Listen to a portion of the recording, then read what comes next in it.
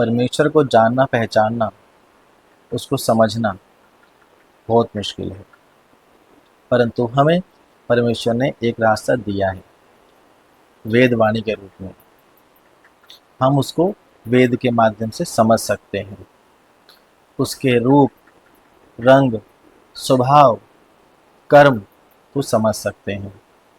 ये 5 भूत होते हैं, आकाश, पृथ्वी, जल, अग्नि और वायु। इनके अलावा कोई भूत नहीं होता। वह परमेश्वर गंगा में या यमुना में नहीं, हर नदी में है, हर जल में है। वह परमेश्वर कैलाश पर्वत पर ही नहीं, हर पर्वत पर है। सिर्फ गाय की रक्षा करें और बाकी को काट दो, ऐसा मंत्र में नहीं लिखा है। देखा यही जाता है समाज में, यह गाय है तो छोड़ दो, और यह भैंस है, बकरी है तो उसको पका दो। नमस्कार। आज वीडियो के शुरू में ही 2 लाइनें बोलने का मन कर रहा है। कौन कहे तेरी महिमा, कौन कहे तेरी माया, कौन कहे तेरी महिमा, कौन कहे तेरी माया। किसी ने ही परमेश्वर तेरा, किसी ने ही परमेश्वर तेरा भेद कभी ना पाया। कौन कहे तेरी महिमा, कौन कहे तेरी माया। वाकई, कौन कहे तेरी महिमा, कौन कहे तेरी माया। परमेश्वर को जानना, पहचानना, उसको समझना बहुत मुश्किल है। वो भी जब अगर वो खुद चाहता हो कि हम उसको समझ जाएं, वो खुद चाहता हो कि हम उसके करीब जाएं, अन्यथा तो कोई रास्ता ही नहीं है उस तक पहुंचने का। परंतु हमें परमेश्वर ने एक रास्ता दिया है वेद वाणी के रूप में। हम उसको वेद के माध्यम से समझ सकते हैं, उसके रूप, रंग, स्वभाव, कर्म को समझ सकते हैं। तो आइए इसी कड़ी में, जैसा कि हम सामवेद की पूरी एक सीरीज बना रहे हैं जिसमें हम सभी मंत्रों का व्याख्यान करेंगे, वो भी सरल भाषा में जो आसानी से समझी जा सके। तो उसी कड़ी में आज एक मंत्र 31 से लेकर मंत्र 40 तक का पर हम विचार करेंगे। तो आइए, पहला मंत्र, मंत्र 31 मानो एक प्रश्न का उत्तर दे रहा है कि इतनी दूरी का सूर्य है ना, सूर्य बहुत दूर है हमसे, इतनी दूर का सूर्य हम तक कैसे प्रभाव डालता है। तो मंत्र कहता है कि वह सूर्य जो कि अन्नपति है और बुद्धि तत्व वाला है, अपनी किरणों के द्वारा हमें जगाकर ज्ञान को उत्तेजित करता हुआ सभी वस्तुओं को दिखाता है। अन्नपति और बुद्धि तत्व हमने पहले वीडियो में किया था, फिर से बताता हूँ। अन्नपति सूर्य इसलिए है क्योंकि सूर्य की वजह से ही जो हमारा जल का चक्र होता है, समुद्र से वाष्पीकरण, ऊपर बादल, गर्मी से ऊपर उठना, फिर ऊपर बादल बनना, फिर गर्मी के ही ताप तेज या कम होने से बारिश का होना, और उससे सभी तरह की फसलों को लाभ होना। तो इस तरह से उसको अन्नपति बोला गया है। बुद्धि तत्व वाला इसलिए बोला गया है क्योंकि जब रात होती है तो सारे तमोगुण, सारे बुराइयां फैल जाते हैं, लेकिन जब सूर्य का प्रकाश आता है तो तमोगुण कम हो जाता है, सारी बुराइयां कम हो जाती हैं, रात के अंधेरे में ज़्यादा होती हैं, इसलिए उसको बुद्धि तत्व वाला बोला गया है। उसके आने से प्रकाश फैलता है। तो अपने किरणों द्वारा हमें जगाकर ज्ञान को उत्तेजित करता और सभी वस्तुओं को दिखाता है ना। सभी वस्तुओं को दिखाता है तो बुद्धि तत्व वाला हो गया, उसके प्रकाश में ही हम सब वस्तुओं को देख पाते हैं।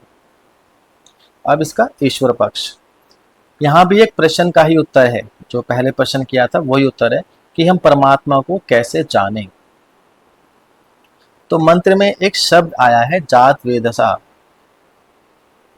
मतलब जो सब जगत का स्वामी है, जो सब भूतों में, आकाश में, पृथ्वी में, जल में, अग्नि में, वायु में व्याप्त है।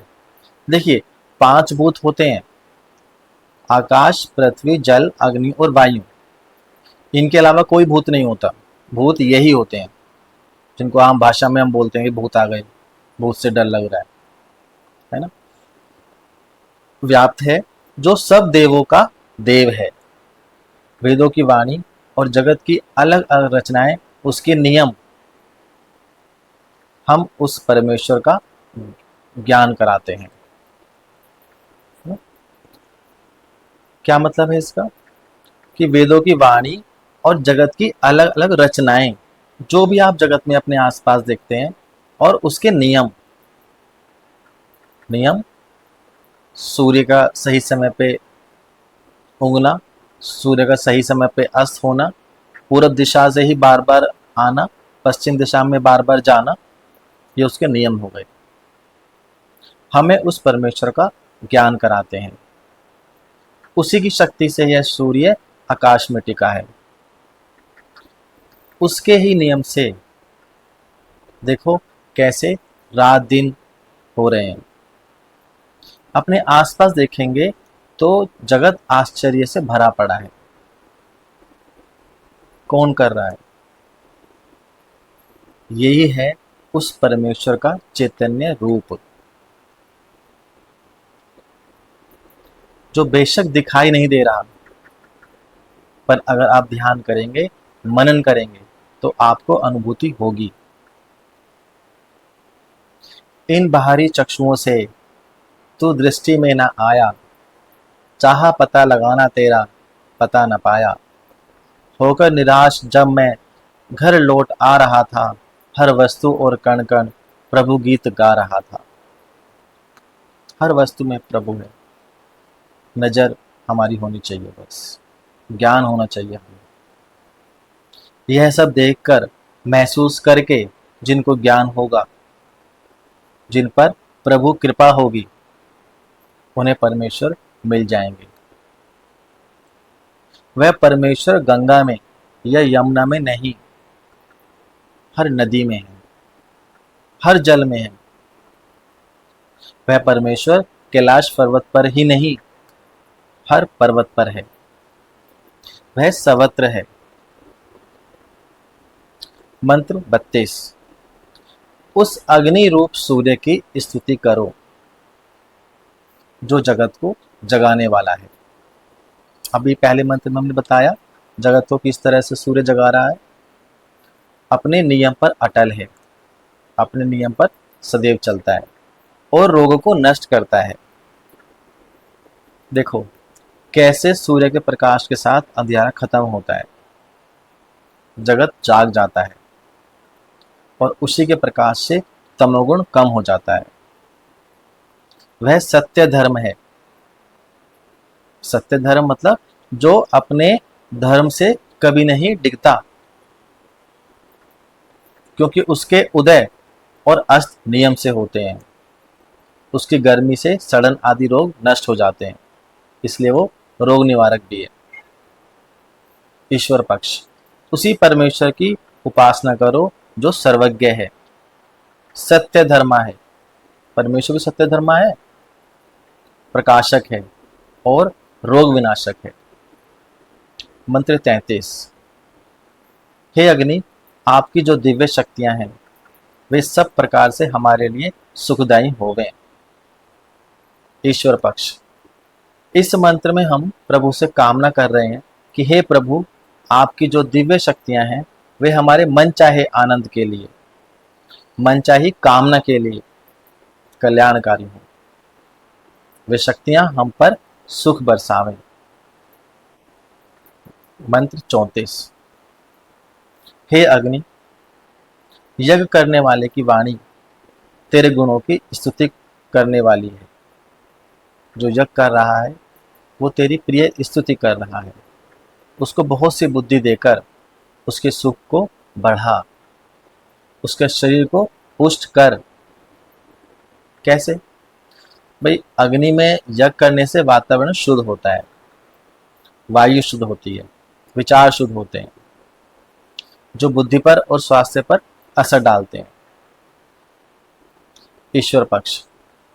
हे संतों के रक्षक, जिसकी वाणी आपका गुणगान करती है, उसके सुख के लिए बहुत सी बुद्धियां दो।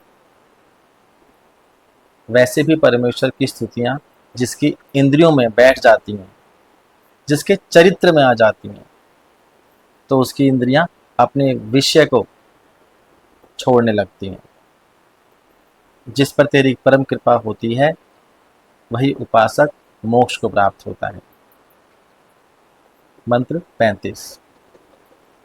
हे मनुष्यों, तुम्हारे यज्ञ यज्ञ में और मंत्र मंत्र से तुम्हें जानना चाहिए कि अग्नि महान है,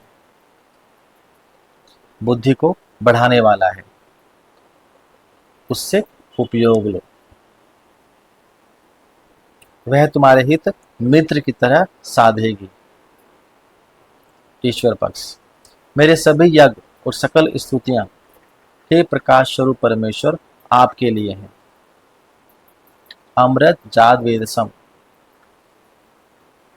मतलब एक शब्द आया है मंत्र में, मतलब हे अमृत रूप, हे उत्पन्न होने वाले सकल सकल जगत के स्वामी, तुझे अपना मित्र के समान स्नेही बनाने के लिए मैं तेरी स्तुति करता हूं। मंत्र 36। हे अग्नि, तुम हमारी एक वाणी जो कि ऋग्वेद की है, दूसरी वाणी जो कि यजुर्वेद की है, तीसरी वाणी जो सामवेद की है, और जो चौथी वाणी है वो अथर्ववेद की है, उन सभी वाणियों के साथ हमारी रक्षा करो। ईश्वर पक्ष। हे बलों के स्वामी, आप हमारी ऋग्वेद के उपदेश से, दूसरा यजुर्वेद के उपदेश से, तीसरा सामवेद के उपदेश से और चौथा अथर्ववेद के उपदेश से रक्षा करो।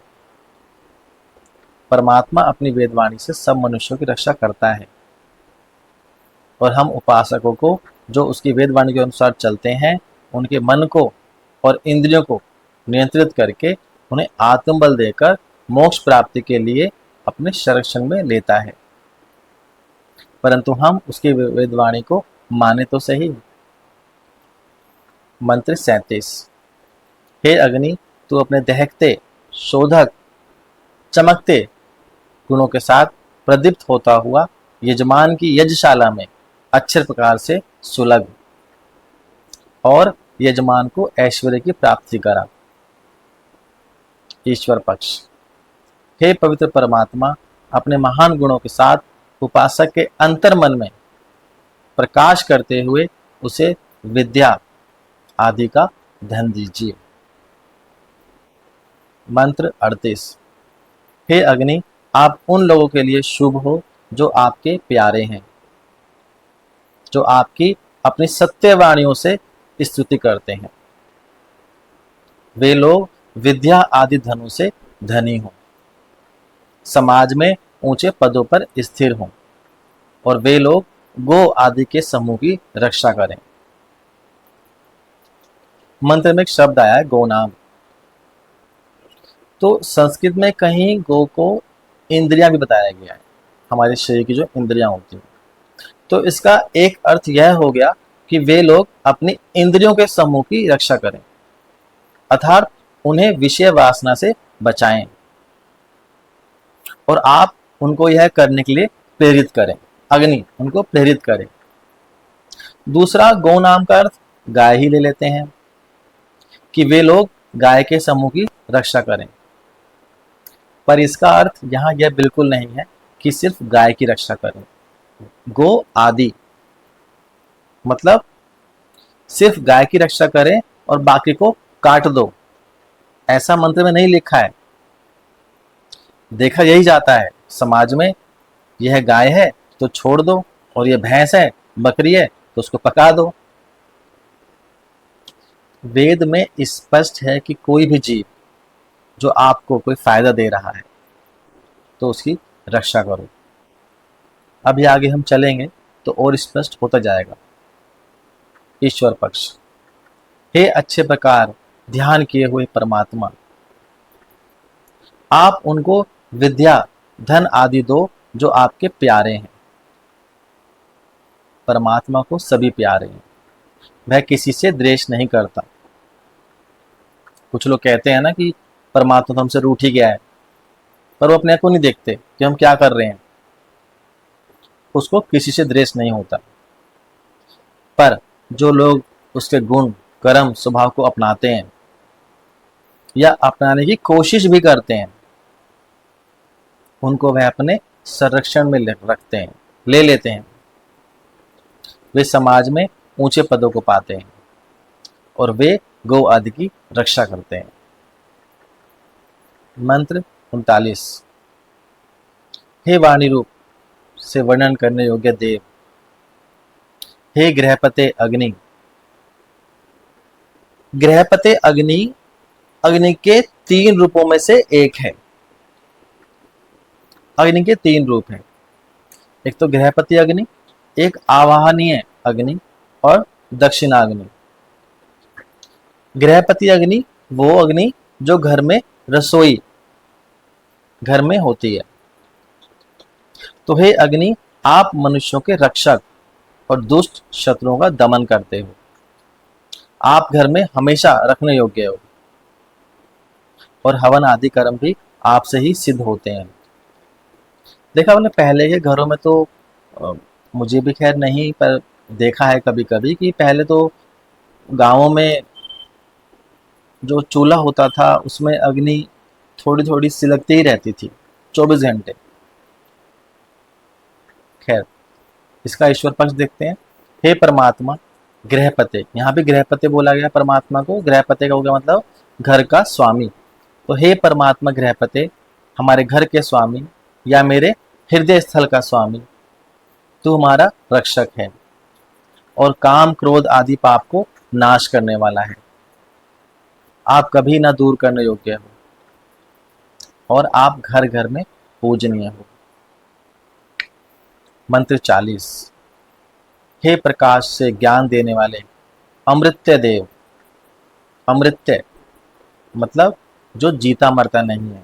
परमात्मा जीता मरता नहीं है, इसलिए वो अमृत्य है। ऐसे अग्निदेव जो तेरी विविध स्तुतियों से उत्तम हव्य पदार्थ से तेरा गुणगान करता है, उस उपासक को प्रभात बेला के रंग बिरंगे चित्र दिखा और उसकी इंद्रियों को चेतना दे। यहां सूर्य अग्नि की बात हो रही है, सूर्य की बात हो रही है। सूर्य से प्रार्थना की गई है कि जो तेरे उपासक हैं और रात्रि में मृत के जैसे पड़े हैं, सोए पड़े हैं, उन्हें प्रभात बेला के रंग बिरंगे चित्र जो तेरी किरणें बना रही हैं आकाश में। उषा काल में देखा है ना आपने कैसे चित्र बनते हैं, उनको दिखा। और उनकी इंद्रियां जो अचेत हैं पूरी रात से, उनमें चेतना भर। ईश्वर पक्ष। हे सभी उत्पन्न मात्र जीवों में विद्यमान, सभी जीवों में जो भी उत्पन्न मात्र जीव हैं उनमें विद्यमान, और सभी उत्पन्न मात्र पदार्थों की ज्ञाता, जो भी संसार में उत्पन्न पदार्थ हैं उनका ज्ञाता परमेश्वर। जो उपासक तुझे आत्म समर्पण करता है, उस उपासक के लिए मोक्ष धाम के विशेष सुख दे और उसे रंग बिरंगे अलौकिक ऐश्वर्य को दे और उसके ज्ञानेंद्रियों को ज्ञान से भर दे। ये हो गया 40वें मंत्र का अर्थ। तो 40 मंत्र हमारे कंप्लीट हो चुके हैं। आपको ये वीडियो में अगर कुछ अच्छा लगे तो मुझे कमेंट करके बताइएगा और सब्सक्राइब कीजिएगा मेरा साथ देने के लिए।